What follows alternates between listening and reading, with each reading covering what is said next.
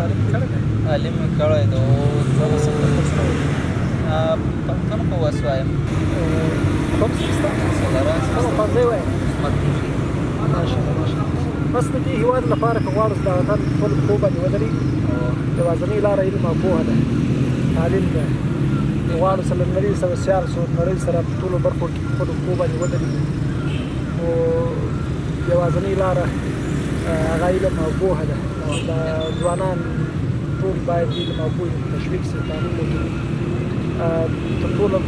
مهمه دا ده چې تعلیمي برخه باندې ډېر سرمایه‌ګذاري وشي، هغې ډېر تشویق شي، ځکه اوس په ټوله نړۍ کې د ځواک خبره چې کېږي، د قدرت خبره چې کېږي، هغه د هغه ټولنې د پوهو خلکو په کچه څومره کومه اندازه باندې خلک علم او تعلیم کچه څومره فیصدي خلک تعلیم کړی دی. که غواړو چې موږ د ژوند په ټولو چارو کې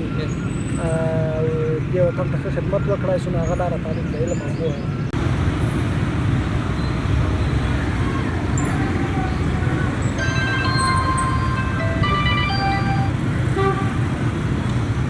ودرې یار خو مې دونه پرېږده چې دا کارت خو ور جمع کړم.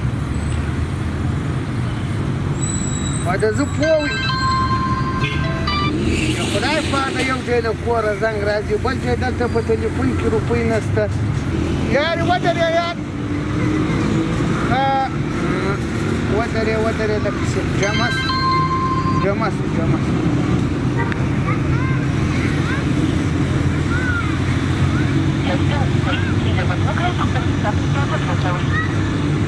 بیا وای کریډیټ ور واچوي، ولې خو دا د دروایم چا وزو دې مننه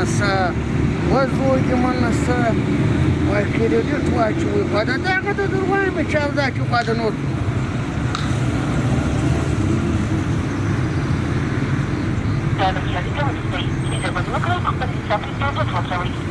وزو دې لا مهرباني سره مننه څنګه مهرباني وکړو، خو دا وروایم چا زوی مننه کېله کار سره ولاکه سړی کېږي چې دا دغه خلکو ته سړی ووایي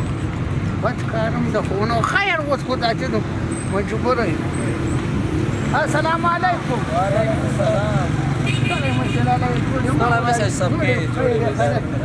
یم خیر یې خیرت تکراري دلاله یې ستړی مه شې جوړ یم خیر یې خیرت. ډېر وبښئ تاسې مزاحمت مې وکړو، دغه کارت نه جمع کېږي، دغه کارت ته بیا راته وایه. ښه سعید هغه دې والې دی نمبر دې والې هغه شمه دوه د چپ خوا نه له ښې خوا له کومې خوا له دې خوا نه له چپ خوا و داسې ګوره کوم دی که دوه ښه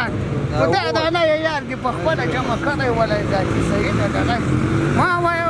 ونه مې کوشش مې باندې وکړو، یقین دې وساته د کوره ترګټ ته زنګونه راځي، ډېر ضرور کار مې ده ذاتي کړی مې هلته کار ته ښه خوش دغه خبر وه کور به مې جمع کړی و، ذاتي وایم هلته به مې په دوکان کې به مې جمع کړ، اتې دلته اوس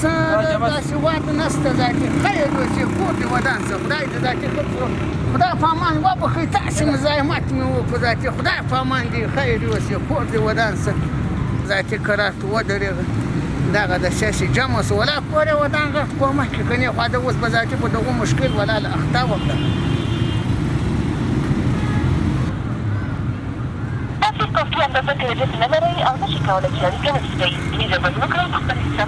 ولې خوا د ورجمع مې کړو خوا دغه